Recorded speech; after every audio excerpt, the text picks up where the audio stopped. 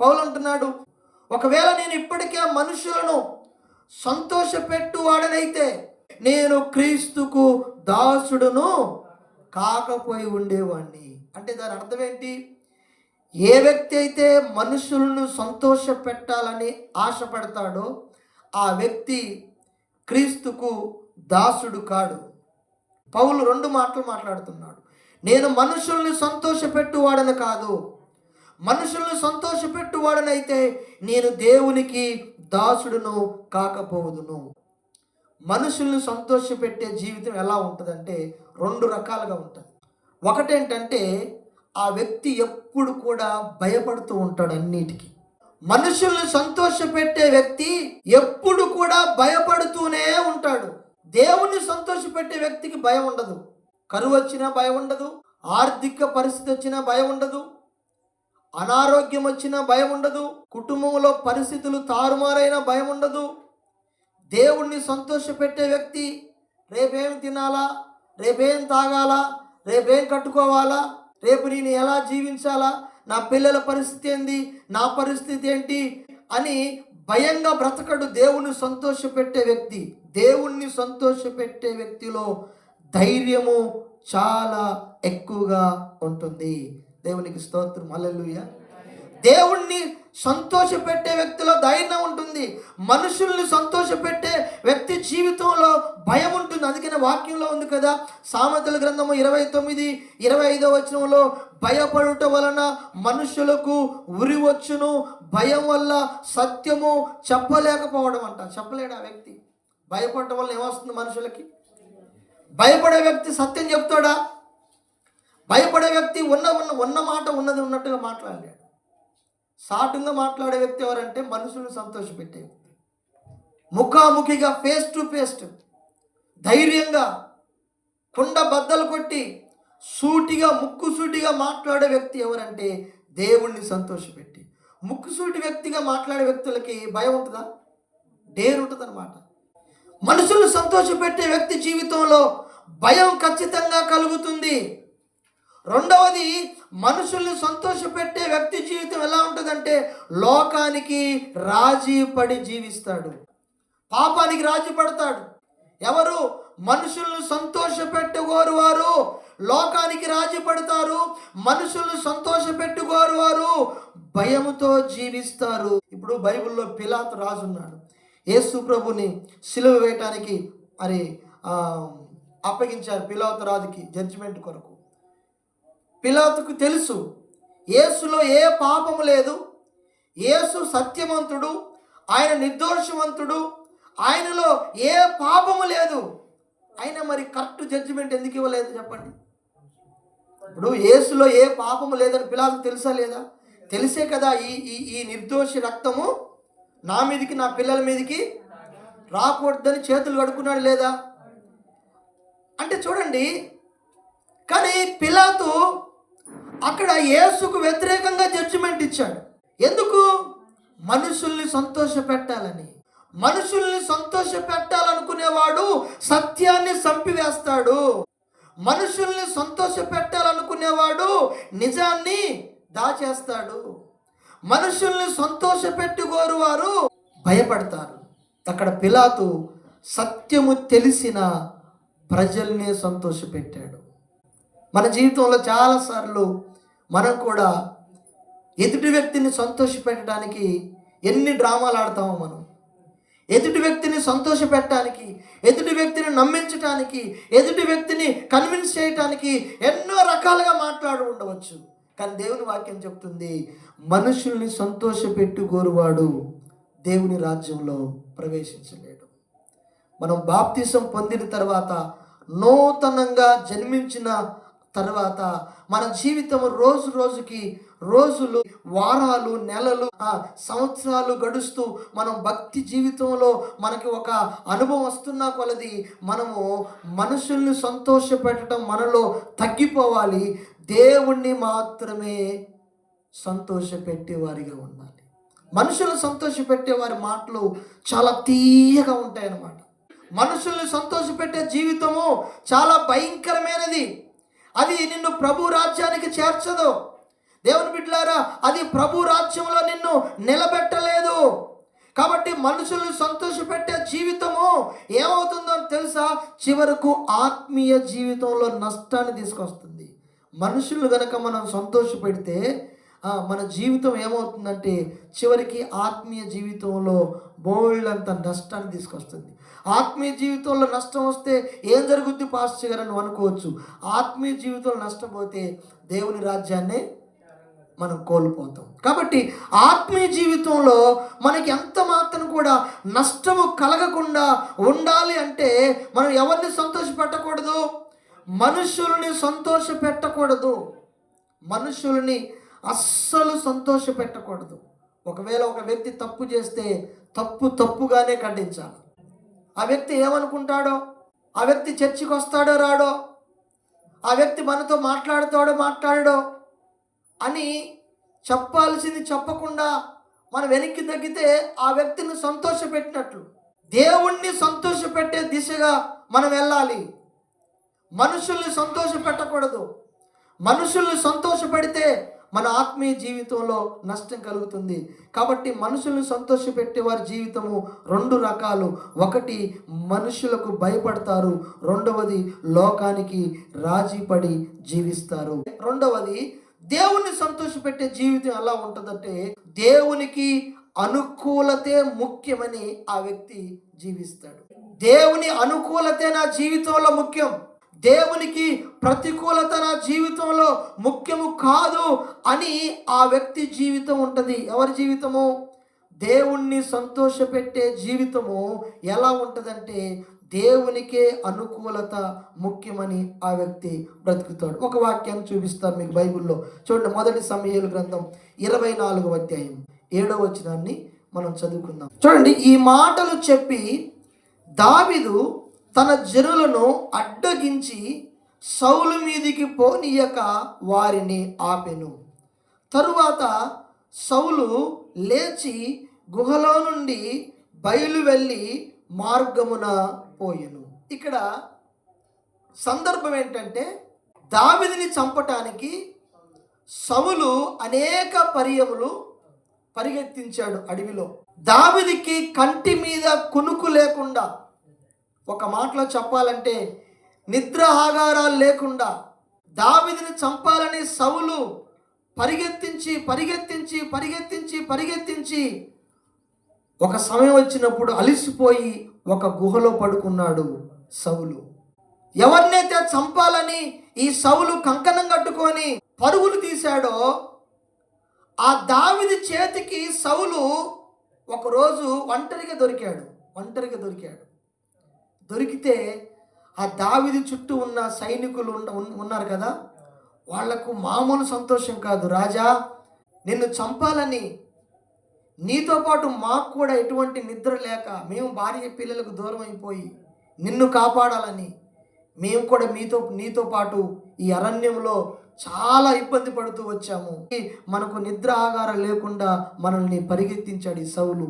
ఇప్పుడు ఒంటరిగా దొరికాడు, ఇతన్ని చంపేద్దాం అనగా దావీదు ఏమన్నాడంటే పైన 4వ వచనము చదివితే, జనులు అదిగో నీ దృష్టికి ఏది మంచిదో అది నీవు అతనికి చేయనట్లు నీ శత్రువుని నీ చేతికి అప్పగించునని యెహోవా నీతో చెప్పిన దినము వచ్చెనని అతనితో అనగా, దావీదు లేచి వచ్చి సౌలునకు తెలియకుండా అతను పై వస్త్రపు చెంగును కోసెను.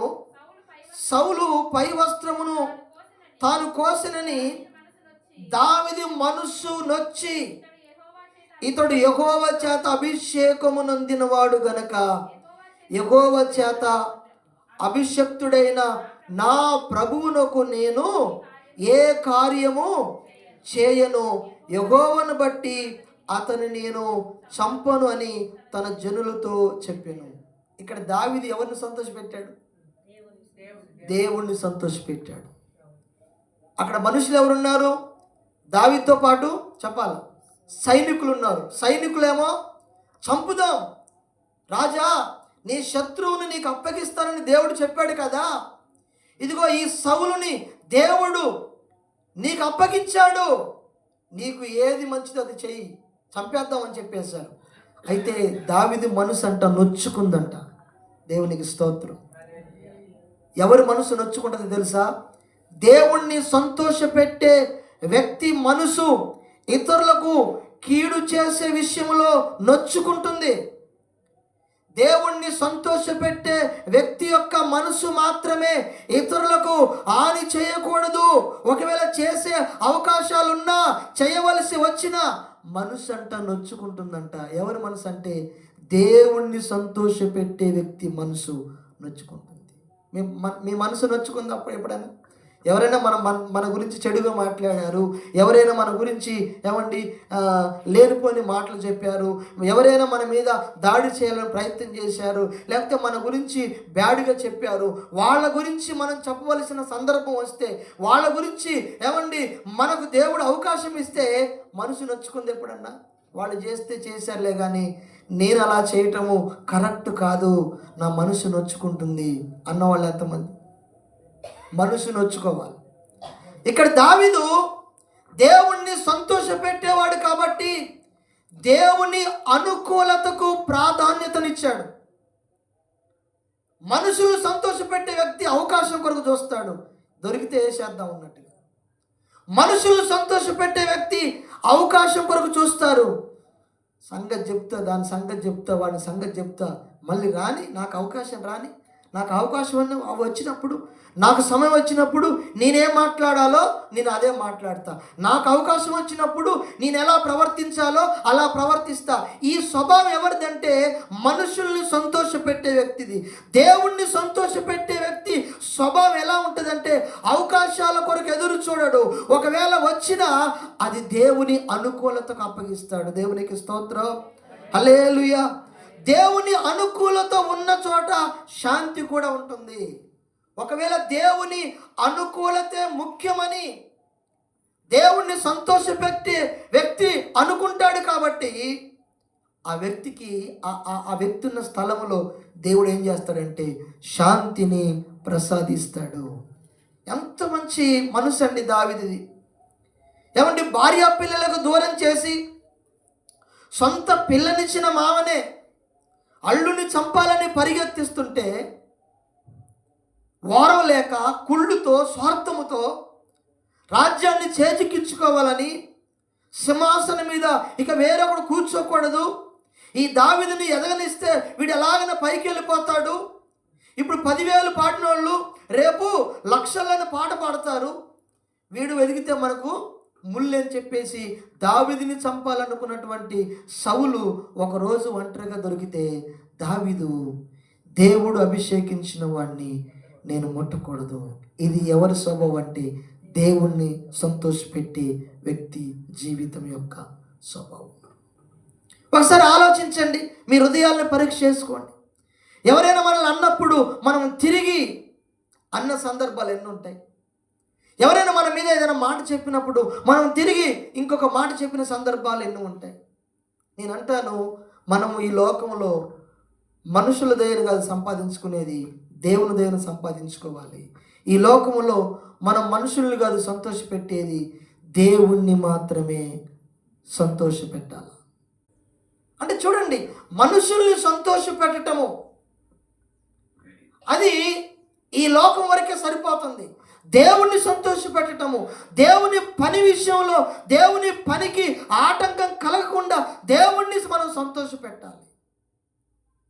ఈ దావీదు దేవుణ్ణి సంతోషపెట్టే వ్యక్తి కాబట్టి కక్ష తీర్చుకోలేదు. దేవుణ్ణి సంతోషపెట్టే వ్యక్తి కాబట్టి తన మీద ఎటువంటి హాని చేయలేదు సౌలు మీద. దావీదు ఎవరంటే దేవుణ్ణి సంతోషపెట్టే వ్యక్తి. దేవుణ్ణి సంతోషపెట్టే వ్యక్తి జీవితం ఎలా ఉంటుందంటే దేవుని అనుకూలతే ముఖ్యము. దేవుని అనుకూలత ఏంటో తెలుసా? దేవుణ్ణి అభిషేకించిన వాడిని నేను ముట్టకూడదు అనటము దేవుని అనుకూలత. మనిషి యొక్క అనుకూలత ఏంటి? ఆ వ్యక్తి నన్ను చంపాలని ప్రయత్నం చేస్తున్నాడు, ఇప్పుడు ఒంటరిగా దొరికాడు, ఇతన్ని గనక నేను వదిలిపెడితే అతడు నన్ను చంపుతాడు, ఇదే సమయము ఏసేయాలన్నది మనిషి యొక్క అనుకూలత. దేవుని అనుకూలత ఏంటంటే కక్ష తీర్చుకునేది కాదు. దేవుని అనుకూలత, దేవుని అనుకూలత ఏంటంటే ఒక వ్యక్తి ఎంత నష్టాన్ని కలిగించినా, ఎంత ఎదురు దాడి చేసినా, ఎంత ఘోరంగా ప్రవర్తించినా ఆ వ్యక్తిని ప్రేమిస్తాడు. ఆ వ్యక్తికి ఎటువంటి హాని చేయటానికి ఇష్టపడడు. ఎవరంటే దేవుణ్ణి సంతోషపెట్టి జీవితం కలిగినటువంటి వ్యక్తి. రెండవది, దేవుణ్ణి సంతోషపెట్టే జీవితం ఎలా ఉంటుందంటే విధేయతే, దేవుని మాటే నా సంతోషం అన్నట్టుగా జీవిస్తాడు. మొదటి సమూయేలు 15వ అధ్యాయము 22వ వచనం. అందుకు సమూయేలు తాను సెలవిచ్చిన ఆజ్ఞను ఒకడు గైకొనుట వలన యెహోవా సంతోషించున్నట్లు ఒకడు దహన బలులను అర్పించుట వలన ఆయన సంతోషించునా? ఆలోచించుము. బలులు అర్పించుట కంటే ఆజ్ఞను గైకొనుటయు, పొట్టేలు క్రొవ్వు అర్పించుట కంటే మాట వినుటయు శ్రేష్టము. చూడండి, బలులు అర్పించుట కంటే మాట వినటము సంతోషం. దేవుని మాట వినటమే సంతోషము. ఇప్పుడు దేవుణ్ణి సంతోషపెట్టే వ్యక్తి జీవితం ఎలా ఉంటుందంటే, ఒకటి, దేవుని అనుకూలతే ముఖ్యం అనుకొని జీవిస్తాడు. రెండవది, దేవుని మాటే వినటమే సంతోషం. దేవుని మాట విని ఆ వ్యక్తి జీవిస్తాడు. ఇక్కడ సమయాలు రాక ఆలస్యమైంది.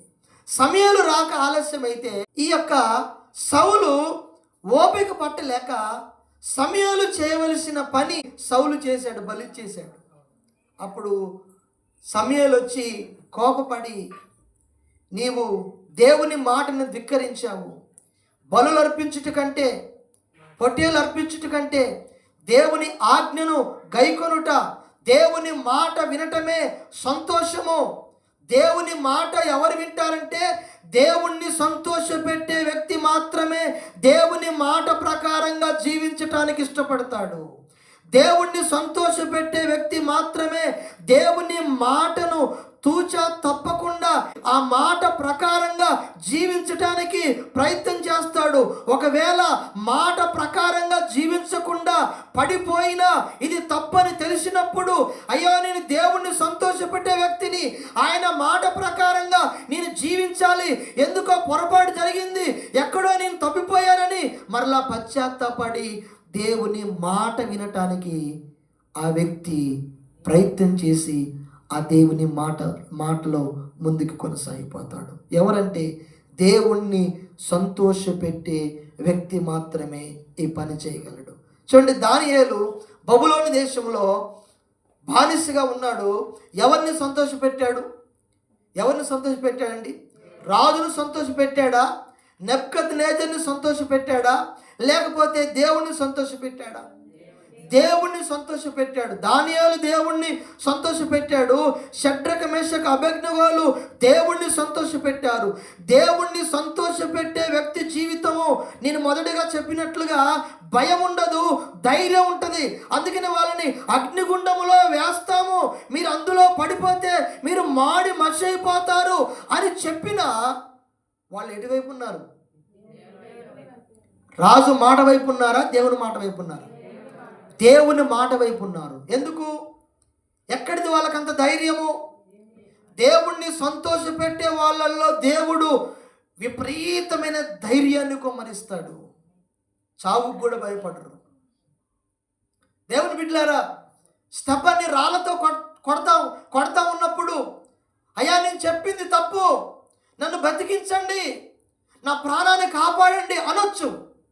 ఎవరంటారు ఆ మాట? మనుషుల్ని సంతోషపెట్టేవాడు మాత్రమే ప్రాణతీపు ఉంటుంది. దేవుణ్ణి సంతోషపెట్టే వ్యక్తికి ప్రాణతీపు ఉండదు. చావైనా బ్రతికైనా ఇక్కడే తేలిపోవాలి. అందుకనే స్తెఫను రాళ్లతో కొడతా ఉంటే స్తెఫన్ని, తండ్రి వీరు ఏమి చేయించున్నారో వీరు ఎరుగరు గనుక వీరిని. ఇప్పుడు యేసు ప్రభువును కూడా సిలువలో ఆయన్ని గాయపరిచి హింసించి సిలువ వేసినప్పుడు తండ్రిని సంతోషపెట్టాడు. తండ్రి సంతోషం ఏంటంటే సిలువలో మరణించి మానవులందరికీ పాప ప్రాయశ్చిత్తం చేయటమే తండ్రి చిత్తము. తండ్రి సంతోషాన్ని కోరుకున్నాడు కాబట్టి, తండ్రి వీరేమి చేయుచున్నారో వీరెరుగురు గనుక వీరిని క్షమించు. ఇప్పుడు దానియేలు కూడా, ఈ షడ్రక మేషక అబేద్నెగోలు కూడా వీళ్ళకి ఇంత ధైర్యము ఎక్కడి నుంచి వచ్చింది? అగ్నిగుండంలో పడివేస్తామన్నా, ఏమంటే అగ్నిగుండం యొక్క ఆ అగ్నిని మరి ఎక్కువ వేడి చేస్తామని చెప్పినా కానీ వాళ్ళకి అంత ధైర్యం ఎట్లొచ్చిందంటే దేవుణ్ణి సంతోషపెట్టేవారు కాబట్టి వాళ్ళు రాజును సంతోషపెట్టలేదు.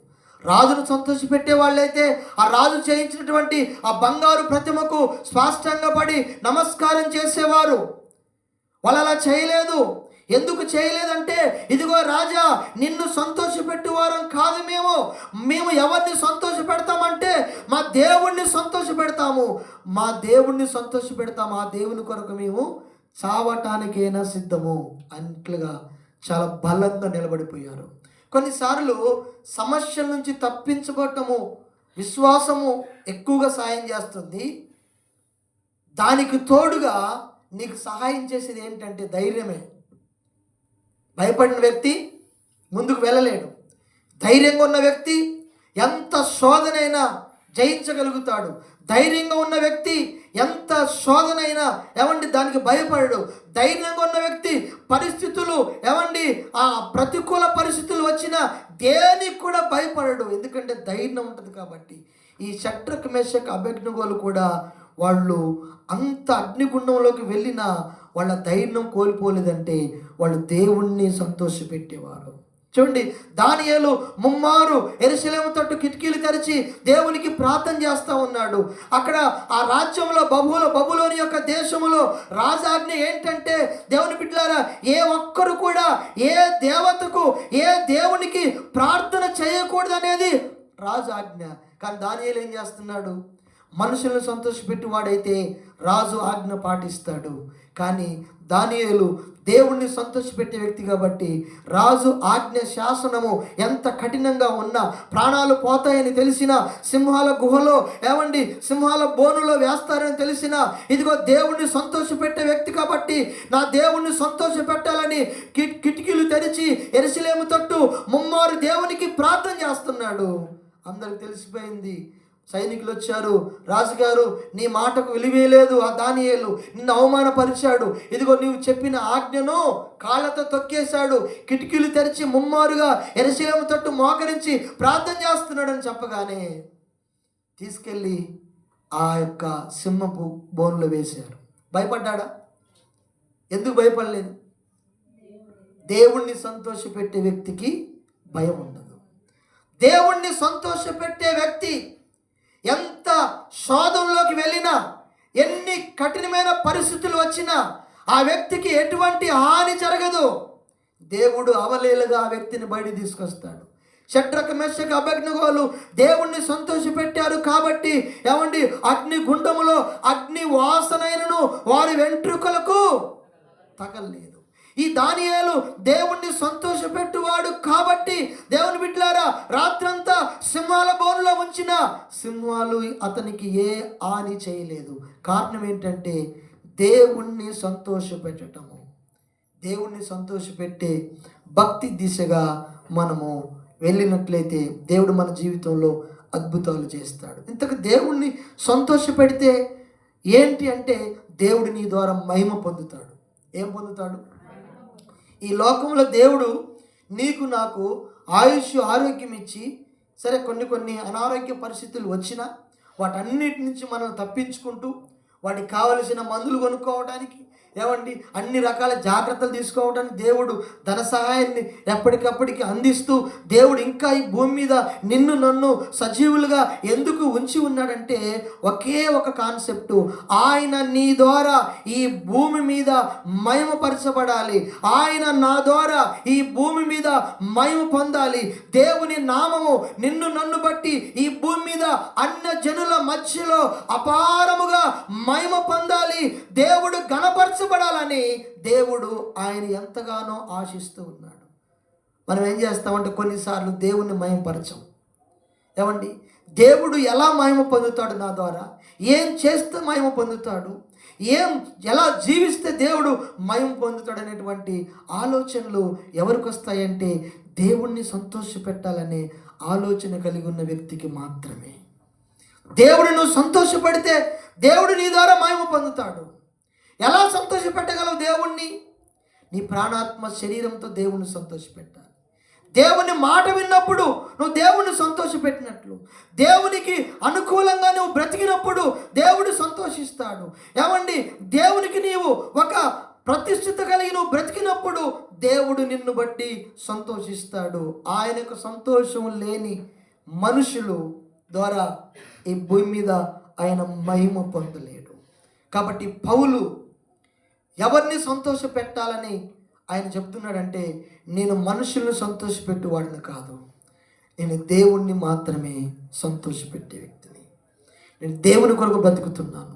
మిమ్మల్ని సంతోషపెట్టే వ్యక్తిని అయితే మీరు ఏం చేసినా చూస్తూ ఊరుకుండేవాడిని. మిమ్మల్ని సంతోషపెట్టే వ్యక్తిని కాదు నేను, మనుషులను సంతోషపెట్టే వ్యక్తిని కాదు. ఈనాడు చూడండి చాలామంది మనుషులను సంతోషపెట్టాలని ప్రయత్నం చేయట్లేదండి, చేస్తున్నారు. మనుషుల సంతోషం కొరకే కొంతమంది బ్రతికే వాళ్ళు ఉన్నారు. దేవుడు నిన్ను ఎందుకు సంఘంలో చేర్చాడంటే ఆయన్ని సంతోషపెట్టాలని, ఆయనకు నీవు మహిమ తీసుకురావాలని, ఆయనకు నీవు సంతోషం కలిగించాలని దేవుడు సంఘంలో పెట్టాడు. కాబట్టి మనం దేవుణ్ణి సంతోషపెట్టువారుగా మన జీవితాలను మనము సమర్పించుకోవాలి. ఇంతవరకు నువ్వు దేవుణ్ణి సంతోషపెట్టకపోతే, ఇంతవరకు దేవుడు నీ ద్వారా సంతోషించలేదేమో, ఇదిగో దేవుడి మాటను మరొకసారి గుర్తు చేస్తున్నాడు. ఇదిగో నేను నీ యందు సంతోషించాలని ఆశపడుతూ ఉన్నాను. దేవుణ్ణి సంతోషపెట్టే జీవితము ధైర్యాన్ని ఇస్తుంది. దేవుణ్ణి సంతోషపెట్టే జీవితానికి దేవుడు శాంతిని ఇస్తాడు. దేవుణ్ణి సంతోషపెట్టే వ్యక్తి జీవితంలో ఏది కూడా తక్కువ కాకుండా దేవుడు చూస్తాడు. దేవుణ్ణి సంతోషపెట్టే వ్యక్తికి దేవుడు తన కాపుదలను ఇస్తాడు. దేవుణ్ణి సంతోషపెట్టే వ్యక్తి జీవితం యొక్క ప్రయాణంలో దేవుడు తోడుగా ఉంటాడు. దేవుణ్ణి సంతోషపెట్టే తల్లిదండ్రులు ఎవరైతే ఉంటారో వారి పిల్లల జీవితంలో దేవుడు గొప్ప కార్యాన్ని దేవుడు జరిగిస్తాడు. దేవుణ్ణి సంతోషపెట్టే వ్యక్తి ఎవరైతే ఉంటారో ఆ వ్యక్తిని దేవుడు గట్టిగా పట్టుకుంటాడు. అటువంటి వ్యక్తులు దేవునికి కావాలి. అటువంటి వారి కొరకు దేవుడు చూస్తాడు. ఏమండి, దేవుణ్ణి సంతోష పెట్టకుండా మనుషులు డబ్బగొట్టేవాళ్ళు, మనుషుల్ని సంతోష పెట్టేవాళ్ళు, ఏమండి మనుషుల మెప్పు కోరుకునే వాళ్ళు, అటువంటి వ్యక్తులు దేవునికి అవసరం లేదు. ఎవరు కావాలి దేవునికి చెప్పండి? దేవుణ్ణి సంతోష పెట్టేవాళ్ళు. పౌలు అంటున్నాడు, నేను మనుషులను సంతోష పెట్టగోరుచున్నానా? నేను ఇప్పటికే మనుషులను సంతోషపెట్టు వాళ్ళనైతే క్రీస్తుకి దాసుణ్ణి కాదు. ఇప్పుడు నువ్వు దేవునికి నిజమైన విశ్వాసి కావాలంటే ఎవరిని సంతోషపెట్టాలి? దేవుడిని సంతోషపెట్టాలి. దేవుడు నిన్ను ఆయన బిడ్డగా అంగీకరించాలంటే ఎవరిని సంతోషపెట్టాలి? దేవుణ్ణి సంతోషపెట్టాలి. దేవుణ్ణి సంతోషపెట్టాలి. పౌలు అంటున్నాడు, నేను మనుషులను సంతోషపెడితే క్రీస్తుకు దాసుని కానే కాదు. అంటే ఇప్పుడు పౌలు క్రీస్తుకు ఒక నమ్మకమైన నిజమైన దాసుడు కాగలిగాడు అంటే ఎవరిని సంతోషపెట్టాడు? దేవుణ్ణి సంతోషపెట్టాడు. ఇప్పుడు నేను దేవునికి మంచి విశ్వాసులంగా మంచి బిడ్డలముగా ఆయనకు మనము మారాలంటే ఎవరిని సంతోషపెట్టాలి? దేవుణ్ణి సంతోషపెట్టాలి.